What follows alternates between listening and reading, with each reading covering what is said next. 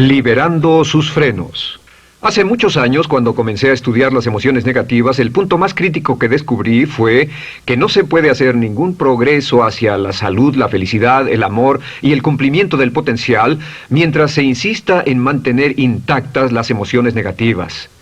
Y lo único bueno de las emociones negativas, si es que tienen algo de bueno, es que las emociones negativas no son permanentes. Lo dice hasta Sigmund Freud, no hay un lugar permanente para las emociones negativas en el subconsciente. En otras palabras, son visitantes indeseados.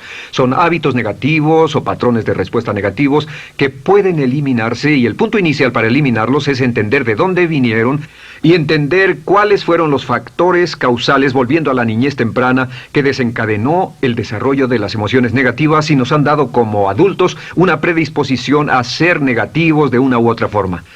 Esto nos lleva al condicionamiento de la niñez temprana. Recuerden que ya dijimos que el punto inicial de los patrones de hábitos negativos compulsivos e inhibitorios era la crítica destructiva. La crítica destructiva es el gran destructor. La crítica destructiva destruye a las personas en su interior y las deja caminando en círculos por fuera. Muchas personalidades han sido minadas y destruidas, mucha autoestima ha sido puesta de lado como resultado de la crítica destructiva más que cualquier otra cosa que podamos imaginar. La crítica destructiva es el gran asesino. Ahora, ¿por qué es eso tan malo? Sabemos que los niños en sus primeros años y al ir creciendo tienen una necesidad tremenda de amor y aprobación de sus padres. De hecho, muchos psiquiatras y psicólogos han dicho que la razón número uno de la enfermedad mental en los adultos es el retiro de amor o el amor no expresado. Sabemos que cualquier persona con prestigio, una persona que es importante para un niño, tiene un impacto enorme en ese niño, y los niños hasta la edad de 6 años tienen muy poca habilidad para discriminar entre una crítica válida y una crítica inválida.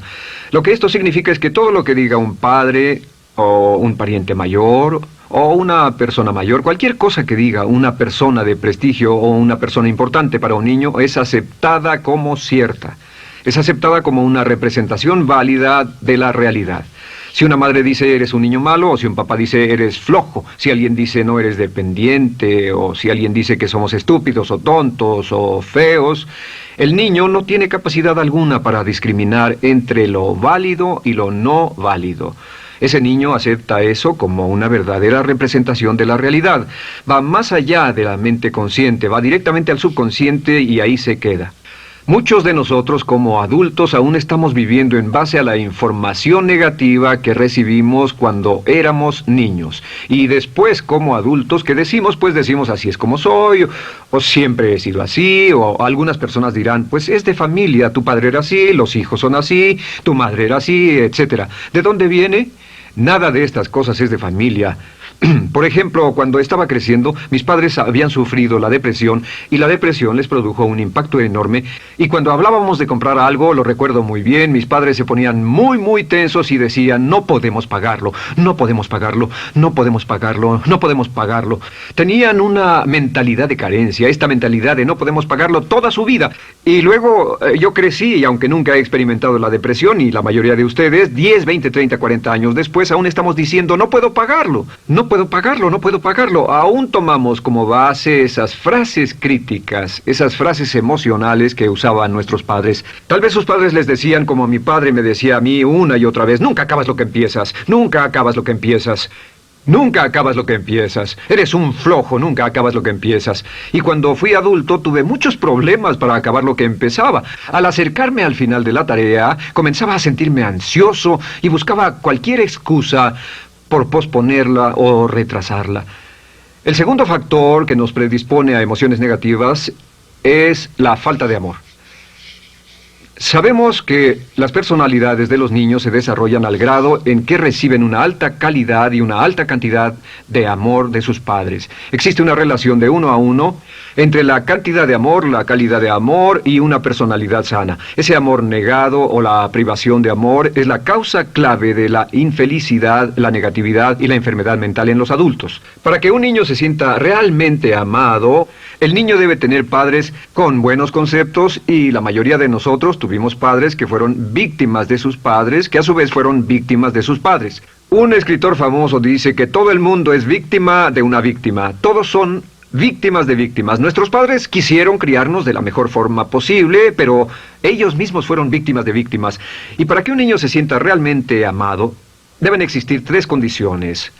La condición número 1 es: los padres deben amarse a sí mismos. Los padres deben amarse a sí mismos. Recuerden, nunca le podrán dar más amor a otros que el que sienten por sí mismos. Si no se aman a sí mismos, no pueden amar a sus hijos. Si tienen un poco de amor por sí mismos, deben difundirlo en sus hijos. Si tienen poco amor por sí mismos y es absorbido por sus esposos, entonces, a veces, aunque deseen amar a sus hijos, no tienen amor que darles. Sus padres querían amarlos y en muchos casos no tenían amor para darles. Y eso es porque nunca lo recibieron cuando crecieron. El segundo requisito es: los padres deben amarse mutuamente.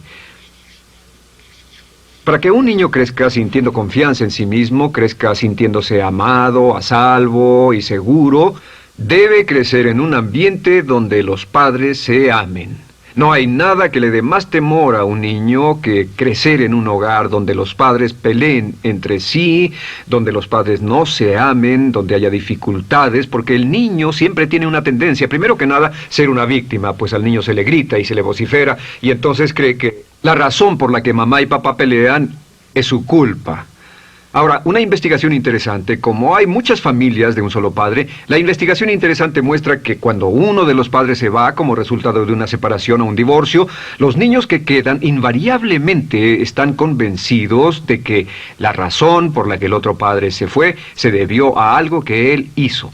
Y es importante que si un matrimonio o una relación va a terminar y uno se va a ir, que el padre que se quede les diga a los niños una y otra vez que la razón por la que la relación no funcionó no tuvo nada que ver con ellos. Solo tuvo que ver conmigo y con papá, conmigo y con mamá. No tiene nada que ver con el niño. El niño necesita oírlo muchas veces antes de que se sienta confiado y seguro. Y por supuesto, siempre es mejor que un niño sea criado por un padre que lo ama que por 2 padres que no se aman. Una tercera condición que debe cumplirse si no quiere que exista la falta de amor es que los padres deben amar al niño. Los padres deben amar al niño. Bueno, esto parece muy obvio y muy lógico. La verdad es que, y esto es lo más difícil para usted y para mí como adultos, que ni siquiera lo pensamos, que es posible que nuestros padres no nos quisieron. No porque no lo intentaran, querían amarnos y tenían la intención de hacerlo, desde luego, etcétera, etcétera, pero simplemente como tenían conflictos mutuos y problemas sin resolver con sus padres, y sufrieron la guerra y la depresión, tenían que hacer carrera y otras responsabilidades, nunca lo lograron totalmente. ¿Entienden? Esa fue la dificultad. Lo deseaban, pero nunca lo lograron. La única forma en que puede amarse a un niño es pasando una gran cantidad y calidad de tiempo con el niño. Tiempo en gran cantidad y calidad con el niño.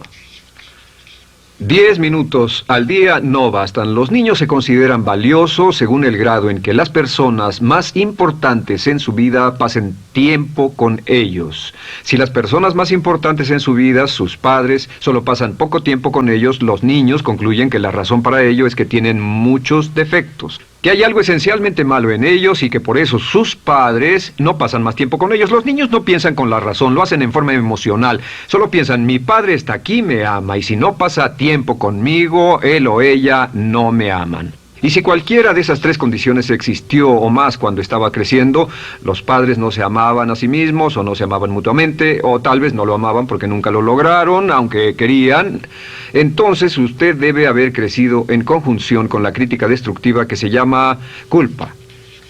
¿Y qué es la culpa?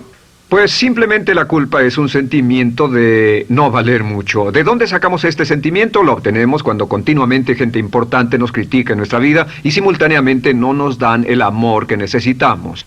Sentimos que no valemos mucho o que no valemos nada. Y un sentimiento de culpa nos lleva a un sentimiento de falta de mérito, falta de valor y culpa. Y esa culpa, ese sentimiento de falta de mérito, es el mayor problema del siglo XX, la principal fuente de enfermedad mental. Es la fuente principal de los problemas en las relaciones, la fuente principal de enfermedad psicosomática, la fuente principal de la mayoría de los problemas que afectan a nuestra sociedad. Es el profundo sentimiento de culpa y falta de mérito que se expresa o se esconde en los pensamientos o en la actitud: no valgo suficiente, no valgo suficiente. No valgo suficiente. Ya hablamos de la autoestima y de lo importante que es. La autoestima significa me quiero mucho, me quiero mucho, me quiero mucho, me quiero mucho. Las personas que han sido criadas con críticas destructivas durante su vida no solo no se agradan a sí mismas, no sienten que sean lo bastante buenas para nadie, y en muchos casos están llenos de odio por sí mismos. Se odian a sí mismos, se autocondenan o se detestan. Y verán que esto sale en sus conversaciones y sale en sus relaciones con otras personas. Las personas que no se quieren a sí mismas, aunque quieran tener buenas relaciones, simplemente no son capaces de ello. Las personas que piensan que no son buenas para nada siempre lo hacen aflorar, siempre será un problema. Ahora, ¿cuál es la razón principal de la culpa? ¿De dónde viene la culpa? La culpa viene de 3 fuentes negativas: padres negativos, influencias negativas o religión negativa. Una de las 3. Cualquiera de estas 3 usa la culpa. De la culpa se valen y aprovechan, en especial los padres y las organizaciones religiosas, por 2 razones. Una es el castigo. La culpa se usa para castigarnos. Cuando estamos creciendo, el castigar es la forma más fácil de hacer que uno se sienta mal. Nuestros padres nos hacen sentir mal castigándonos físicamente o sermoneándonos o regañándonos. Y el castigo es una forma muy eficaz de irnos conformando o de conseguir que hagamos lo que los demás quieren. La segunda razón por la que se usa la culpa cuando se practica en forma consciente, y algunas organizaciones la practican así, es para tener más control emocional en especial, porque se puede controlar a una persona emocionalmente con culpa y manipular su comportamiento. Hay muchas organizaciones que usan la culpa como una herramienta de control y manipulación. Si puede controlar a las personas con suficiente fuerza y en forma emocional, puede conseguir su dinero, puede conseguir su tiempo, puede conseguir su compromiso, demandar sus recursos, etc.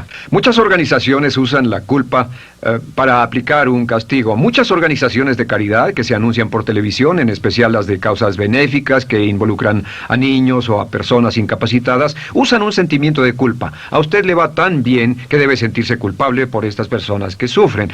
O envíenos algo de dinero y eso se encargará de su culpa por un momento hasta que lo incluyamos en nuestra lista de correo, etc. Y la culpa es un estándar. ¿Por qué se usa tan comúnmente? Pues primero que nada porque casi todos nosotros la tenemos en mayor o menor grado. Y número 2, es fácil. La culpa es fácil. ¿Por qué nuestros padres la usan con nosotros? ¿Por qué nuestras madres la usan con nosotros? Nuestras madres pueden controlarnos con la culpa en un cuarto repleto. Nuestra madre puede controlarnos a miles de kilómetros por teléfono. Los padres usan la culpa en sus hijos porque sus padres usaban la culpa en ellos y así sucesivamente. Es lo más fácil. No existe un esfuerzo físico. Puede hacerse con una mirada o de reojo o una palabra. Ya sabe que las personas siempre buscan lo más fácil. Esté alerta. Ustedes han sido criados en un ambiente donde se les ha hecho sentir culpa y casi todos lo vivimos. Debemos entender que la culpa es como una letrina o bacterias emocionales negativas que se colocan en la raíz de su psique o su subconsciente y activan todas las demás emociones negativas: furia, odio, envidia, resentimiento, frustración y duda, temor, etcétera. Las crea y las activa a todas. Y la forma para, en realidad, deshacerse del centro es exorcizarlo, extirparlo. Y es lo que vamos a hacer el resto de esta sesión. Primero, ¿cómo podemos saber si nos criaron con sentimientos de culpa? Bien, a esto le llamamos la manifestación adulta de la culpa. Manifestación adulta de la culpa. Puede saber, probándose a sí mismo, ¿cuánto de esto tiene? Número 1, la manifestación adulta de la culpa es que tiene sentimientos de inferioridad, sentimientos de inadaptabilidad y de no merecer las cosas. No siente que merezca que le pasen cosas buenas. Si una persona ha sido criada con crítica destructiva y se le hace sentir culpa, entonces cuando logra éxito, aún con un tremendo esfuerzo, tiene una tendencia terrible de sentir que no se lo merece. A esto se le llama, por cierto, temor al éxito. El temor al éxito es solo otra forma de decir que la persona que ha estado condicionada a pensar de sí misma como poco valiosa o no lo bastante buena, se siente muy incómoda cuando experimenta el éxito. Se siente muy tensa y a disgusto. Realmente si sienten demasiada tensión, comienzan a aspirar cocaína, a beber demasiado alcohol, se enredarán en comportamientos autodestructivos, tendrán una sensación tremenda de ansiedad, como si alguien fuera a descubrir algo de ellos. Hay un libro en la librería que dice, si me está yendo tan bien, ¿por qué me siento como un impostor? Tienen el llamado síndrome del impostor. ¿Alguna vez ha tenido éxito en algo y la gente ha ido a usted a decirle, vaya, hiciste un excelente trabajo, o eso es maravilloso, aunque haya sido muy duro para usted, y sintió que los demás iban a descubrir, siente como que, es decir, que iban a descubrir que realmente no es bueno, que solo fue un fraude, solo un accidente, y por supuesto es lo que dice, fue coincidencia, fue un accidente, la verdad, no sé ni cómo lo hice. Hacen todo lo posible por huir de ese sentimiento de inferioridad y de no merecer las cosas. Estén muy alertas. La segunda manifestación adulta de la culpa es la autocrítica destructiva. Hay una línea de un gran poeta que dice, aquellos a quienes se les hace mal, hacen mal a su vez. Los niños a muy temprana edad, a veces a la edad de 2 o 3 años, comienzan a menospreciarse, se desgarran, hasta se golpean y se castigan físicamente si se les critica demasiado. Siempre dicen el equivalente de no valgo suficiente o no soy muy bueno, y se castigan a sí mismos. Y la crítica destructiva es un síntoma real de un sentimiento escondido de culpa e insuficiencia. El número 3 es que fácilmente manipuladas por la culpa, las personas pueden jalar sus cordones de culpa en forma muy simple. Realmente vemos que existen dos tipos de personas en el mundo, los lanzadores de culpa y los receptores de culpa. Invariablemente, estas personas se atraen mutuamente. Y por supuesto el lanzador de culpa es la persona que se identifica con el padre que lanzó la culpa y el receptor es la persona que se identifica con el que atrapó la culpa. Pero los lanzadores y los receptores de culpa se unen, se equilibran perfectamente, se establecen y forman una nueva generación de lanzadores y receptores de culpa. Podemos decir que usted es fácilmente manipulado por la culpa, porque ha estado muy bien condicionado. Su jefe puede tirar de su cordón de culpa, una persona en un autobús puede tirar de su cordón de culpa, una sobrecargo puede tirar de su cordón de culpa. Esté muy alerta a esto. La cuarta manifestación de culpa es que usted la usa. Usa la culpa y culpa a otro generosamente. ¿Por qué? Pues si ha funcionado en usted, la hará funcionar en ellos. Le parecerá que es un intercambio, un trato muy justo. Usa la culpa y la culpabilidad y se convierte en la base de sus relaciones con los demás. Cuando algo sale mal, les echa la culpa a ellos. Algo sale mal, culpa a alguien más. En cuanto hay un problema, busca a quién culpar. Un experimento muy interesante con la cámara escondida hace algunos años, fue que hicieron una plancha de hielo y la pusieron en la acera sin que nadie los viera. No hacía mucho frío, pero lo hicieron y observaron cómo reaccionaban las personas cuando pasaban por ahí, cuando caminaban por ahí, llegaban a esa plancha de hielo, se desequilibraban y se resbalaban, y lo primero que hacían era observar a la persona más cercana a ellos, enojados, verdaderamente furiosos, en otras palabras, buscaban a quién culpar. Y si no había nadie cerca de donde habían caído, se levantaban otra vez, miraban a su alrededor, no había nadie y entonces pateaban el piso, pateaban con fuerza y se iban. Nuestra tendencia natural cuando algo sale mal es buscar a alguien o algo a quien culpar, en especial si nos criaron con una culpa continua. Y la quinta manifestación es lo que llamamos lenguaje víctima. Ahora recuerden que hablamos sobre la ley de concentración. Dice, lo que siembras cosecharás.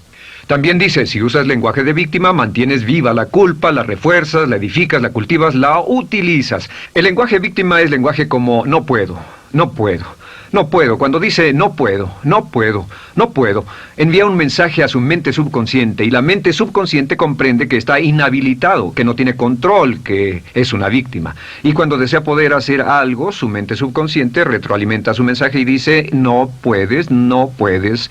Y lo segundo que dice es tengo que, y otra vez no tengo control, no estoy a cargo. Pero existe otra expresión del lenguaje víctima que debemos evitar, y es esta, trataré. Trataré, sea lo que sea, trataré. ¿Qué significan las palabras trataré? Pues déjenme decirles qué significan. Significan voy a fracasar y lo digo anticipadamente para que no me vengan con represalias. En otras palabras, dice trataré de llegar a tiempo, pero lo que está diciendo es tal vez llegue tarde y no pueden reclamarme porque dije que trataría. Cuando una persona dice trataré, está disculpando su fracaso por anticipado. Si fuera al doctor y el doctor lo examinara, lo auscultara y le dijera, pues está en pésimas condiciones, tendremos que intervenir, debemos llevarlo al hospital ahora mismo, me sorprende que haya llegado aquí. Usted dirá, bueno doctor, espero que haga un buen trabajo. Y él dice, trataré. Si él dice eso, usted seguramente buscará otro médico. O si va a un abogado. Lo culpan de algo y va a un abogado y le presenta su caso y dice, oiga, va a defenderme, y él dice, trataré. ¿Qué está diciendo? Está diciendo, escuche, he estudiado el caso y por lo que veo no hay mucha esperanza, pero lo tomaré de todos modos. Trataré son los que tratan de conseguir que les pague por anticipado.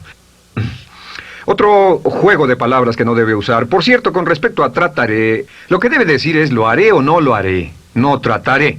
Si alguna vez en nuestro negocio, tenemos un negocio muy activo, si llamamos a alguien y le pedimos alguna cosa o algún trabajo y dice trataré de conseguirlo para el viernes o trataré de terminarlo a tiempo, al instante sabemos que lo que quiere decir es que quiere sentirse libre, no comprometerse. Así que nunca dejamos que nadie se vaya con un trataré, debe ser hecho o no, y queremos obtener una seguridad. Si hace falta, nosotros lo hacemos. Cuando dicen trataré, lo que están haciendo es que se están lavando las manos. Esté alerta, la otra palabra es desearía. Dicen que un deseo es una esperanza o una meta sin energía detrás. Desearía. ¿Qué significa un deseo? Desearía significa que me gustaría tener algo, pero sé que nunca lo podré tener. Cuando dice desearía bajar de peso, ¿qué significa? Las palabras no dichas son, pero sé que no puedo. ¿Por qué no? Por las excusas que tiene y el metabolismo que tiene y los problemas, etcétera. Siempre hay razones por qué debe salir, etcétera. Desearía dejar de fumar, desearía estar en forma. Desearía, desearía, desearía. Cuando usa la palabra desearía, le muestra al subconsciente que esto es algo que no cree que le sea posible lograr o adquirir.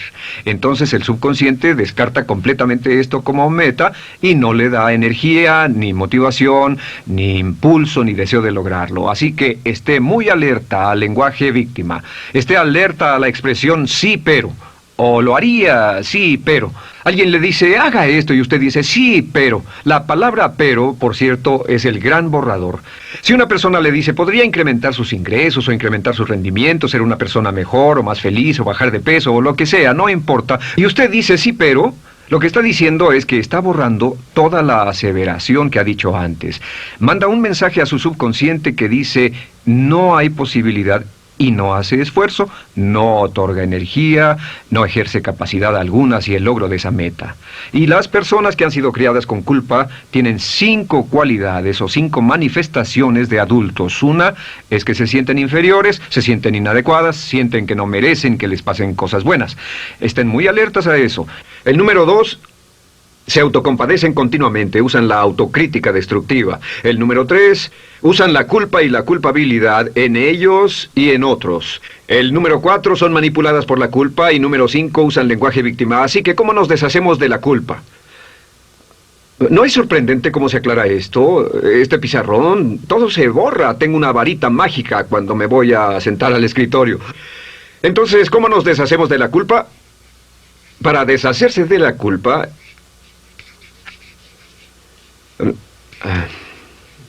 este es el proceso. Tiene algunos pasos importantes. Número 1, el primero de la lista, elimine la autocrítica. Elimine la crítica autodestructiva. En otras palabras, nunca diga nada destructivamente crítico de usted mismo. No lo diga. Esta es la regla básica. El subconsciente acepta lo que diga usted como cierto, como un mandato. Así que no diga nada de sí mismo que no desee sinceramente que sea cierto. No diga estoy cansado, estoy gordo. No diga no puedo o debo. No diga nada a menos que quiera que sea cierto. Las palabras que van después de la palabra yo son las palabras que su subconsciente registra como mandatos, excepto cuando dice yo desearía o lo intentaré. Así que elimine la crítica destructiva. Siempre hable en términos positivos sobre usted. Me gusta mi persona, puedo hacerlo, lo haré, escogí hacerlo, pero nunca diga no, no puedo. Número 2 es no dejarse manejar por la culpa. Rehúse ser manejado por la culpa.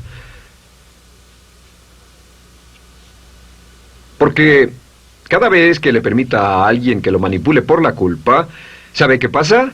Refuerza y hace más poderoso el efecto de la influencia de la culpa en su vida. Cuando yo crecí, debo decir que yo crecí en una familia que estaba muy influenciada por la religión negativa. Realmente mi madre, Dios la bendiga, tenía un cinturón negro en el pecado e hizo un trabajo verdaderamente soberbio en ello. Y yo tardé en sobreponerme. Cuando me casé con Bárbara, ella también venía del mismo tipo de familia y recapacitamos. Hay una hermosa respuesta cuando uno de los dos caía de nuevo en los viejos patrones. Decía, no tratas de hacerme sentir culpable, ¿o sí? No tratas de hacerme sentir culpable, ¿o sí? Solo diga, no tratas de hacerme sentir culpable, ¿o sí? Y no deje que las personas lo manipulen usando la culpa. El número 3, no use la culpa o la culpabilidad y anuncie que no va a usarla. No la use en otras personas y permita que sus hijos o su cónyuge digan lo mismo. No tratas de hacerme sentir culpable, ¿o sí? Repítalo una y otra vez. Y si la otra persona le dice eso es lo que trato, contéstele no va a funcionar. Y no funcionará. Es que la culpa solo funciona mientras usted no sepa que está siendo usada en usted. El número 4 es lo que llamamos la ley del perdón.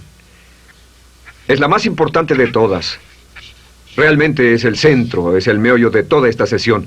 La ley del perdón simplemente dice que usted está sano mentalmente hasta el grado en que pueda perdonar libremente y olvidar las ofensas.